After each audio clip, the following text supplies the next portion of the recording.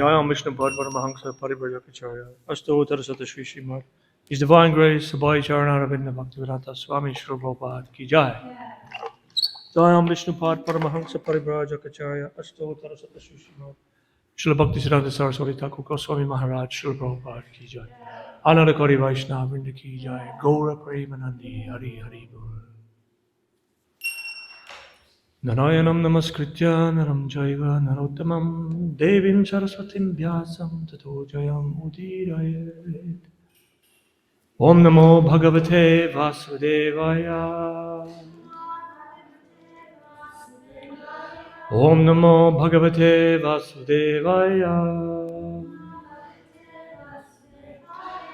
Om Namo Bhagavate Vasudevaya. Reading from the Srimad Bhagavatam, Canto number 3, Chapter number 7, Further Inquiries by Vidura. And today we're reading both 27 and 28, the short purport for 28. Tiryan manusya devanam sarishripa patatrinam. Try that again. Sarishripa patatrinam padana sarga samvyuham garvasvera dvijobidham tiryan manusha devana sarishripa patatrinam padana sarga samvyuham garvasvera dvijobidham tiryan manusha devana sarishripa patatrinam Vadana sarga samvyuham Garvasvera dvidodbrijam.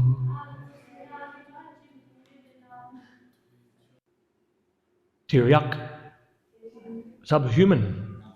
Manusha, human beings. Devana, of the superhuman beings or demigods. Sarishripa, reptiles. Patatrinam, of the birds. Vada, kindly describe. Na, unto me. Sarga, generation. Sambyuham, specific divisions. Garbha, embryonic. Sweta, perspiration. Dvija, twice born. Udbidham, of the planets, etc. Translation by Srila Prabhupada. Also, please describe the living beings under different classifications. Subhumans, humans, those born of the embryo, those born of perspiration, those who are twice born, birds, and the plants and vegetables. Kindly describe their generations and subdivisions also. Please repeat after me. Also, please describe the living beings under different classifications. Subhumans, humans, those born of the embryo, those born of perspiration, those who are twice born, birds, and the plants and vegetables. Kindly describe their generations and subdivisions also. Text 28. Gunavatarer Vishvasya Sargasthityayashrayam Srijatha Srinivasasya Yachaksh Vodhara Vikramam. Translation. Please also describe the incarnations of the material modes of nature, Brahma, Vishnu, and Maheshwara. And please describe the incarnation of the Supreme Personality of Godhead and his magnanimous activities. Please repeat after me. Please also describe the incarnations of the material modes of nature, Brahma, Vishnu, and Maheshwara, otherwise known as Shiva. And please describe The incarnation of the Supreme Personality of Godhead and his magnanimous activities. Purport by His Divine Grace, A.C. Bhaktivedanta Swami Srila Prabhupada. Although Brahma, Vishnu, and Maheshwara, Shiva, the three incarnations of the material modes of nature, are the principal deities for the creation, maintenance, and destruction of the cosmic manifestation, they are not the final authority. The Supreme Personality of Godhead, Lord Krishna, is the ultimate goal, the cause of all causes. He is the ashraya, or the final rest of everything.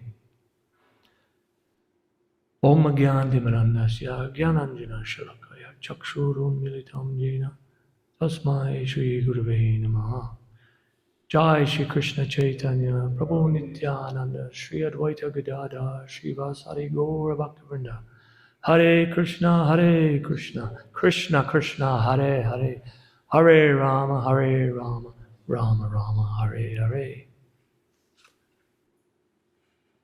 So, what was the name of this chapter? Does anyone remember? Further inquiries by Vidura. So we're getting more and more questions by Vidura to who? Close? Maitreya. So Maitreya had heard from Krishna. In fact, he'd heard a conversation between Krishna and Uddhava, thank you. And Vidura is wandering. In fact, he's traveling from holy Tirtha to holy Tirtha in order to become purified. And he happened upon Maitreya Muni after Maitreya had heard the conversation between Krishna and Uddhava. Where was Uddhava sent after Krishna spoke to him? Badarik Ashram. Has anyone ever been to Badarik Ashram? Yes. Yes, wow, suddenly. Non-different, right? So I've been there too. Everyone's been there. And the other Badarik Ashram is deep into the Himalaya. Is that right? And who lives there? Narayan Rishi.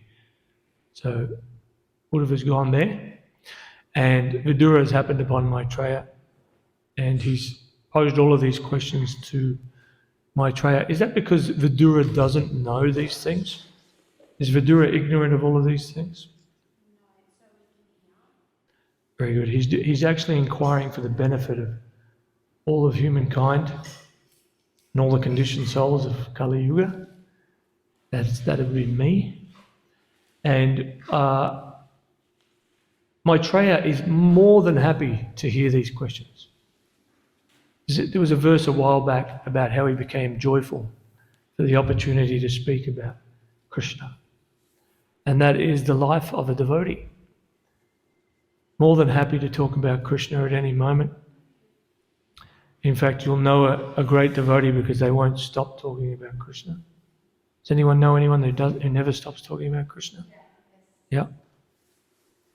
So, this is the great fortune, the great benediction.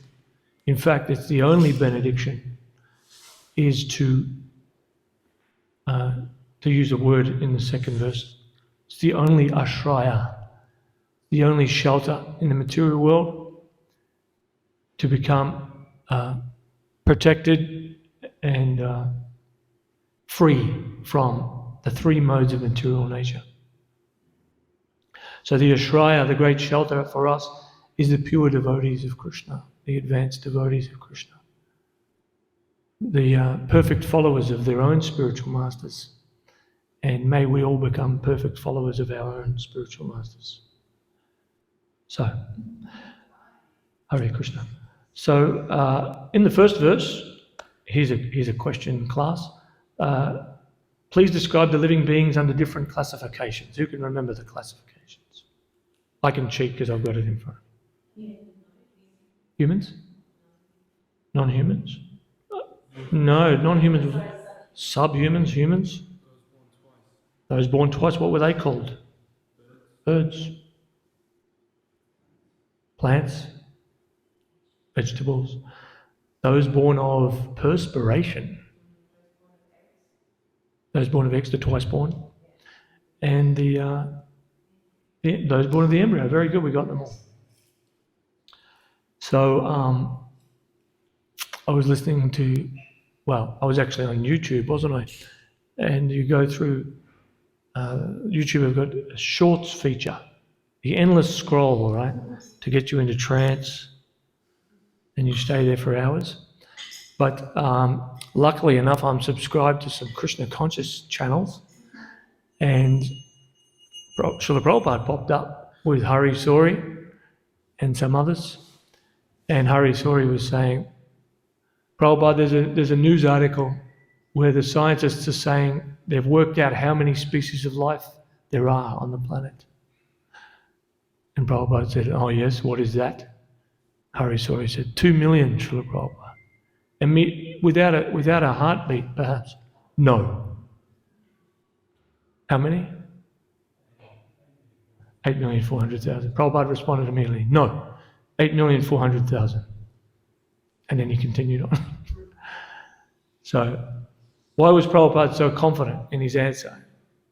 These scientists have gone to great lengths to categorize all the living species on the planet that they've discovered, and they've come up with an estimation. And perhaps I've just given it away. They've given an estimation of the total number of species they believe there are. 2 million. And this was 1970 something. I should have memorized the date. Prabhupada immediately responded, no. 8,400,000. So why is Srila Prabhupada so confident?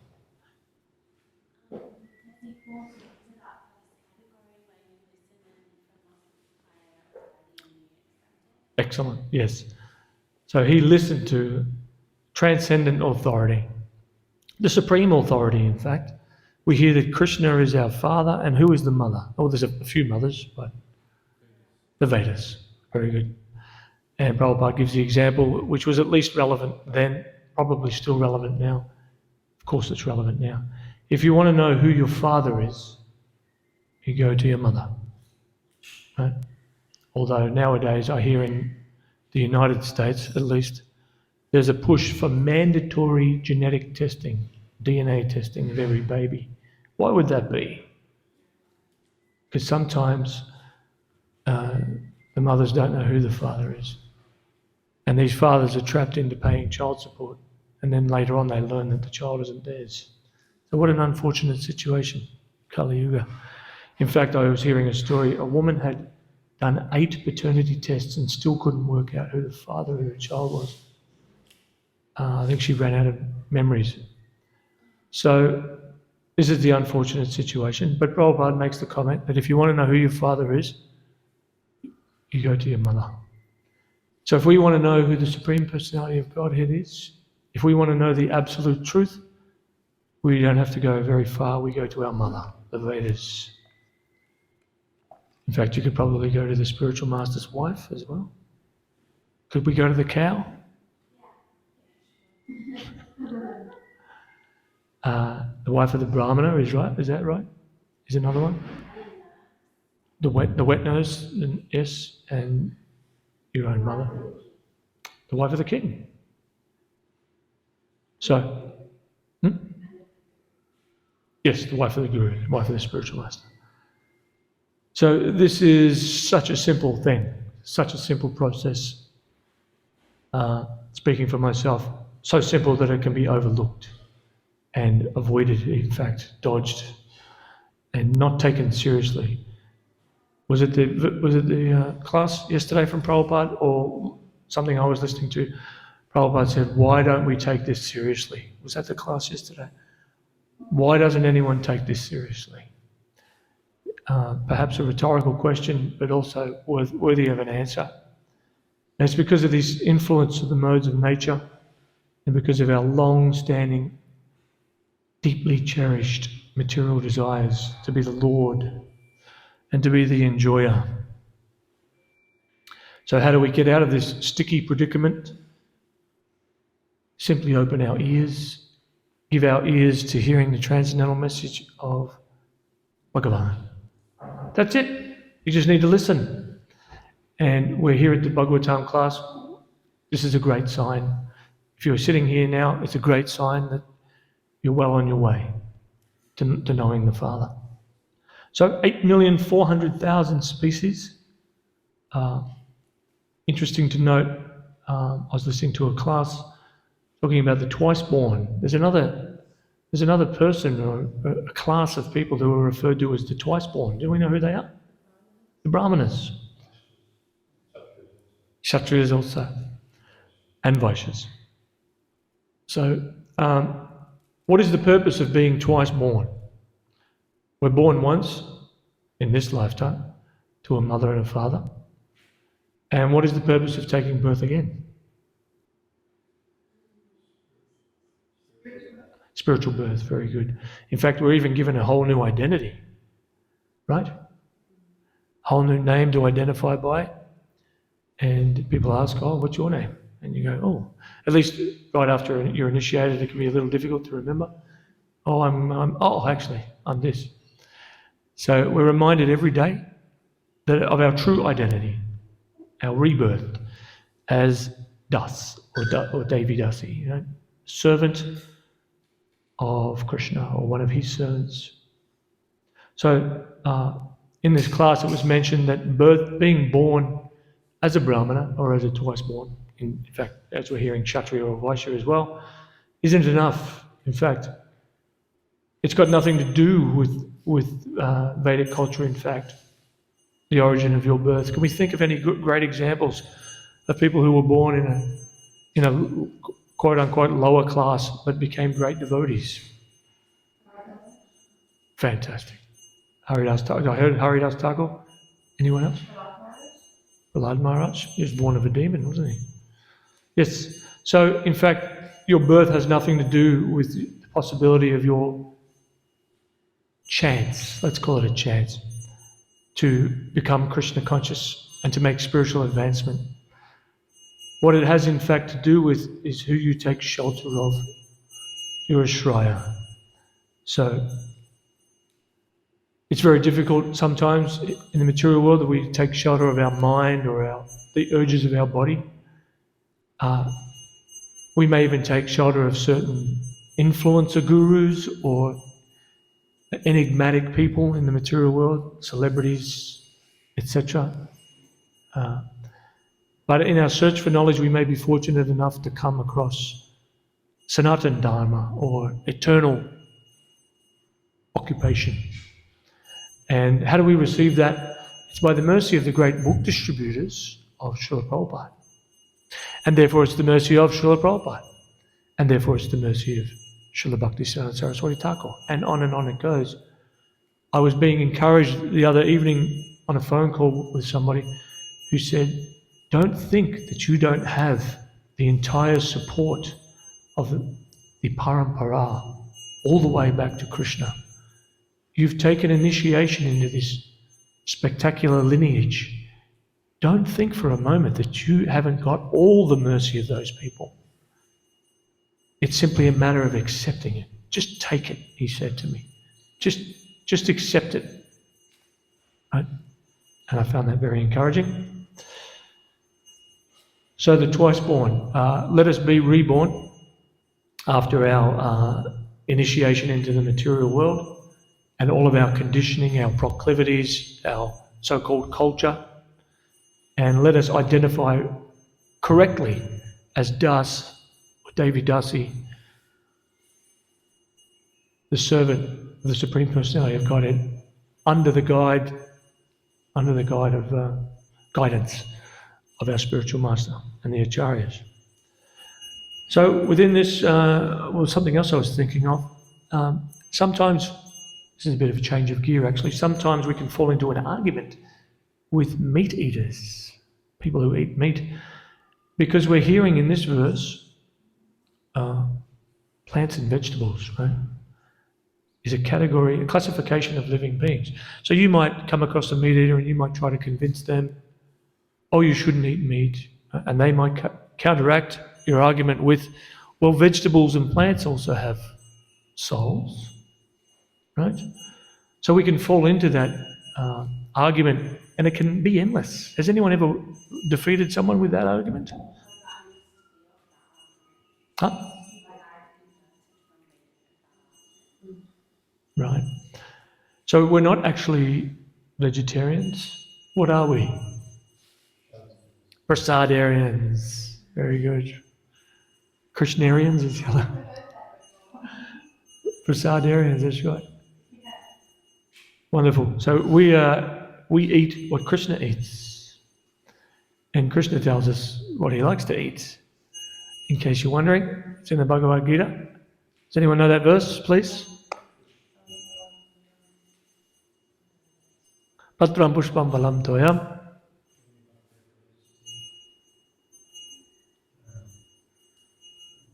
So, if one offers me with love and devotion, fruit. Yes, so we learn from that and from the acharyas that means offering Krishna grains, milk products, fruits, flowers. And what was the leaf he refers to there? Tulsi leaf, yeah. So we do those things, we offer Krishna those things, so he'll accept them, and then we take the remnants of that food and we get to enjoy them as well. Therefore we're prasadarians. We're the receivers of mercy, right? Yeah. So just wanted to make that point that we're not actually vegetarians, we're prasadarians. So then in the next verse we hear about 3 personalities, 4 personalities in fact. Brahma, Vishnu, Maheshwara. So Vidura is asking for a description of these people as the incarnations of the material modes of nature. So what struck me about hearing that is that everything is personal. Everything is personal. Even the material world, which can appear at times to be running on of its own accord, right? Or as some people like to hypothesize that it just happened by chance. But in fact, behind everything there's a personality. So Lord Brahma is the incarnation of which mode? Mode of goodness. Vishnu. Oh, who said goodness? Lord Brahma is the incarnation, mode of passion. Vishnu, mode of goodness. And Lord Shiva, mode of ignorance. Lord Shiva is a very interesting character. And in fact, is he not the incarnation of Krishna who touches the material energy? Is that the correct understanding? So yes, Parvati, his wife. So Vidura is asking for elaboration on these, and then he says, and then please describe the incarnation of the Supreme Personality of Godhead and his magnanimous activities. So the question would be, why don't we just talk about that? Why do we have to hear about Brahma, Vishnu and Shiva? Maybe because it makes it more relatable. Makes it more, excellent answer.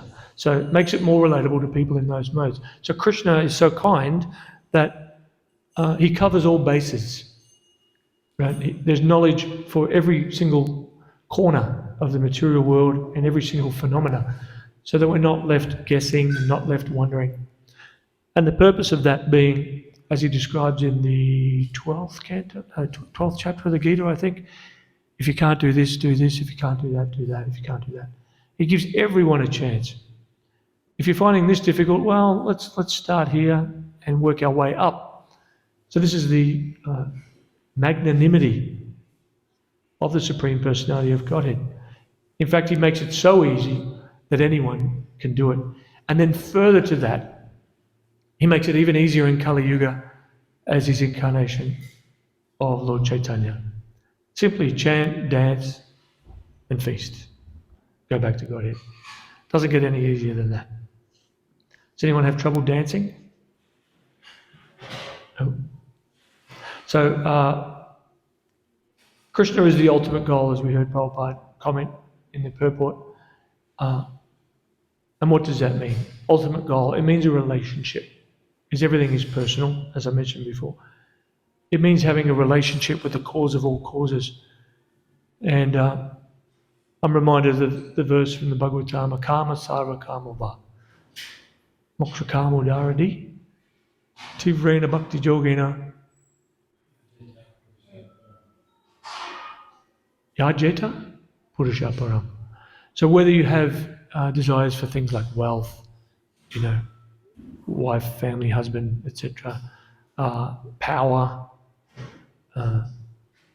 or even liberation, there's only one person you should go to, and that is Krishna, because everyone else who can award benediction is simply his subordinate. Right? What were we hearing? Oh, I can't remember this past time. Someone might be able to help me out. Someone went to Lord Shiva for benediction. I'm not sure.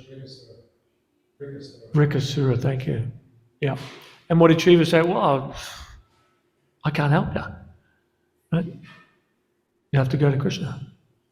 So sometimes we see people worshipping Shiva in different meditation circles and yoga circles. Not sure if I've met anyone who worships Brahma. Has anyone met a Brahma worshipper? No. It tends to be the Brahma Kumaris. Hiranyakashipu. Yeah.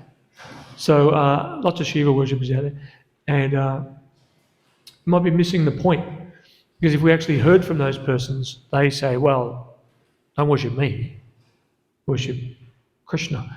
What does Shiva chant? Does anyone know? Hare Ram, Hare Ram, Ram Ram, Hare Hare, Hare Ram, Hare Ram, Ram Ram, Hare Hare. Sitting under his banyan tree. I remember my spiritual master telling me a story when he first got to India. He was on a train. And I think it was 6 hours straight. There was a man sitting up in the luggage rack for 6 hours just going, Ram, Ram, Ram, Ram, Ram, Ram, Ram, Ram. 6 hours straight. That's devotion, right? So, don't know. Not sure. Not sure if he asked him, but yeah, definitely a Ram Bhakta. And some people might even worship Hanuman, especially if you go to, for myself, I was just recently in Fiji, and you'll find all kinds of Hindu sects or Hindu practices, a lot of Hanuman temples dotted around the place. But of course, who did Hanuman worship? Ramchandra. So if we want to please Hanuman, if we want to please Shiva, and if we want to please Brahma, we certainly should want to please Brahma, coming in his disciplic succession. It's to worship Krishna.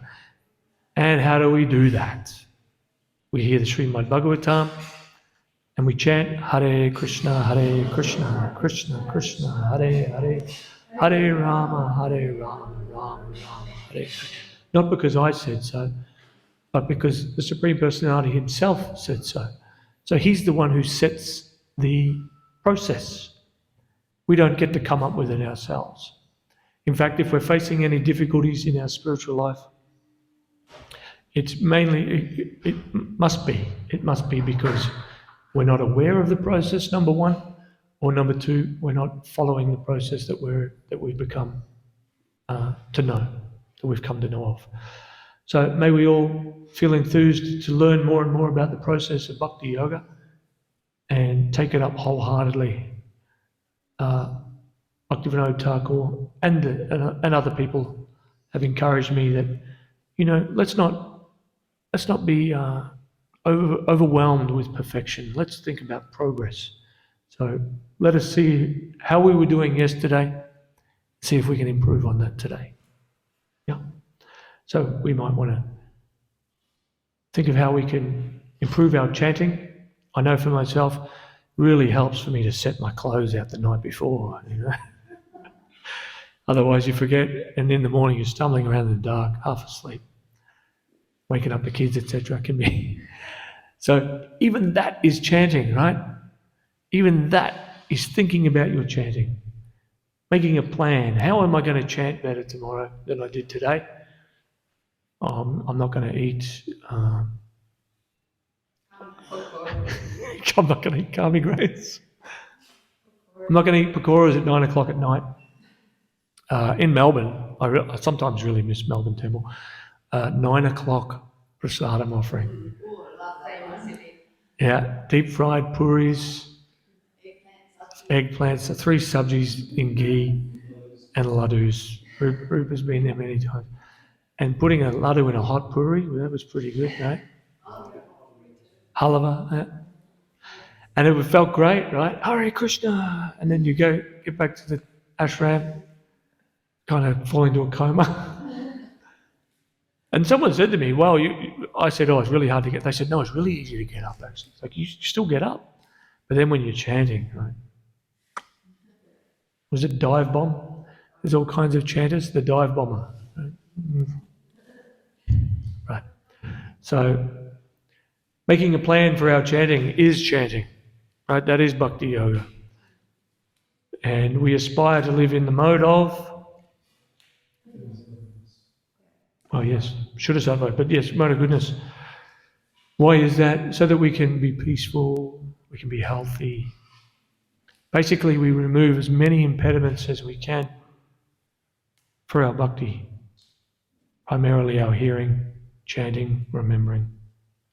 Right? If we're not healthy, we might not be able to dance in kirtan.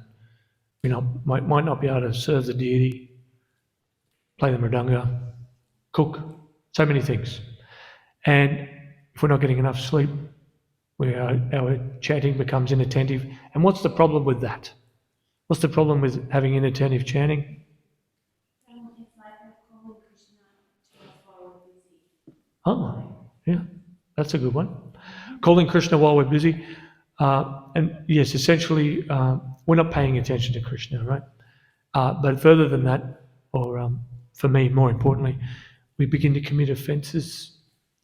And the big one, number 1, blaspheme devotees. Begin to see fault in devotees, those who are trying to be Krishna's servant, and begin to criticize them. And Krishna tolerates everything except the one who blasphemes his devotee. So, very important for us to read every day, to hear the message of Krishna every day, the message of the Acharyas, so we can be reminded of the simple process of Krishna consciousness. Hear, chant, remember, repeat, rinse, repeat. And then all the subtleties that come with that. Don't offend devotees, right? Don't preach to the faithless, etc., etc. Learning these nuances, that is love. Learning the details of what pleases Krishna, that is love. I'm hearing one of my Shiksha gurus say in my head, that is the definition of love. Learning the details of what somebody really wants. So if you have a partner or if you have friendships, you'll know when somebody really pays attention to the details of what you like and what you don't like, it really warms your heart. Does it not? Yeah. So, what's your favourite food, Rupa Raghunath? You've got a favourite prasadam? Halava. See, Sadhana knows how dear halava is to Rupa. So if she wants to please him well, of course, no one's halava is better than Rupa Raghunath, unfortunately, so he has to cook for himself.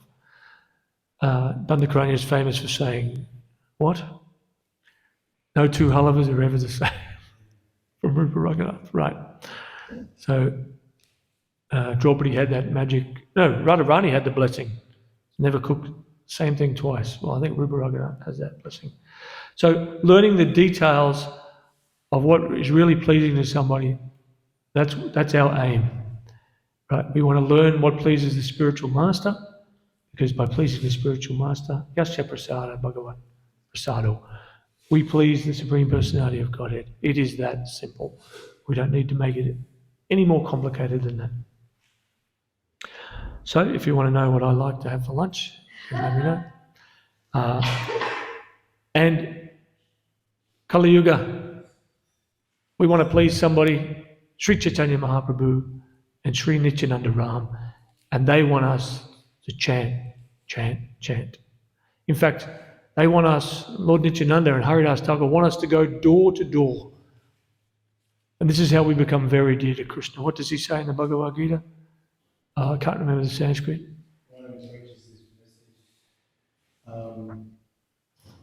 There's no one more.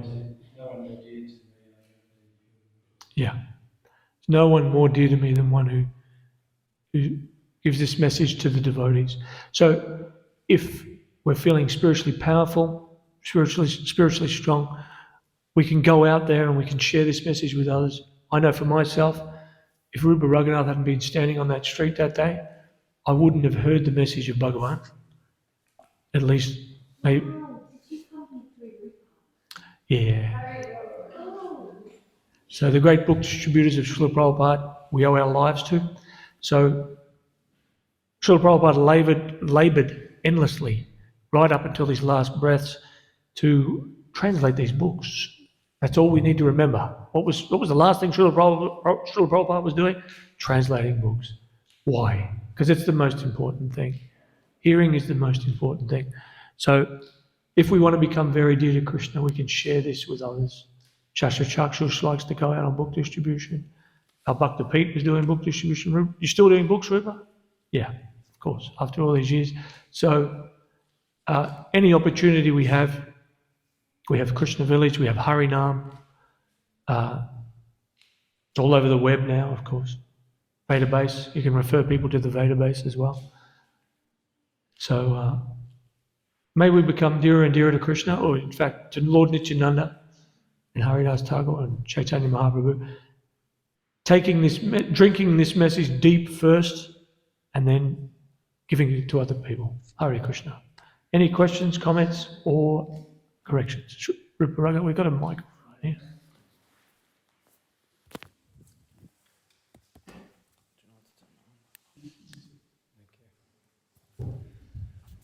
Hare Krishna. Thank you for your class. Thank you. Just in the relationship with story of Vrikasura and Lord Shiva, so he did get the benediction from Lord Shiva because he was had fire sacrifice and he was trying to invoke the presence of Lord Shiva. Lord Shiva wasn't coming, so he started to cut off pieces of his flesh. Right. Still Lord Shiva wasn't coming, so then he was about to chop off his head. And Lord Shiva immediately appeared and said, wait, what do you want? And Vrikasura said, I want the benediction that whoever I touch, their head will shatter to pieces. Yeah. So immediately he got the benediction. Then he was chasing Lord Shiva. Lord Shiva realised he'd made a big mistake. He went to Lord Brahma. Lord Brahma said, I can't help you. Went to Lord Vishnu. Lord Vishnu said, I can't help you. Then he went to Lord Vamanadev. And Lord Vamanadev is known to be very tricky. And then the demon came to Lord Vamanadev, and Lord Vamanadev said, what do you want? No. Yeah, he said, that's right, he said, and the demon said to Lord Vamanadev, well, I've got the benediction that whose ever head I touch will shatter to pieces. And Lord Vamanadev said, who gave you that benediction? He said, Lord Shiva. He said, you can't really trust Lord Shiva, can you? Maybe you should test it on yourself first. So the demon got tricked and went like that, and his head shattered to pieces. Excellent. I must have heard a different pastime. I'll have to come back next class and correct myself. There is a pastime where someone approaches Shiva and he says, I can't help you. Anyway, great story, Vrikasura. On that note, who was the one whose father's head landed in his lap? Do you remember that? It was in the Mahabharata. Mahabharata. So many stories, right? If I only listened carefully, I'd know them all. Yes, thank you, Rupa. Any other questions, comments? No? Srimad Bhagavatam ki jai, Srila Prabhupada ki jai, Samaveta Bhaktivinoda ki jai, Gaura Premanandi, Hari Hari Guru. Prasadam ki jai.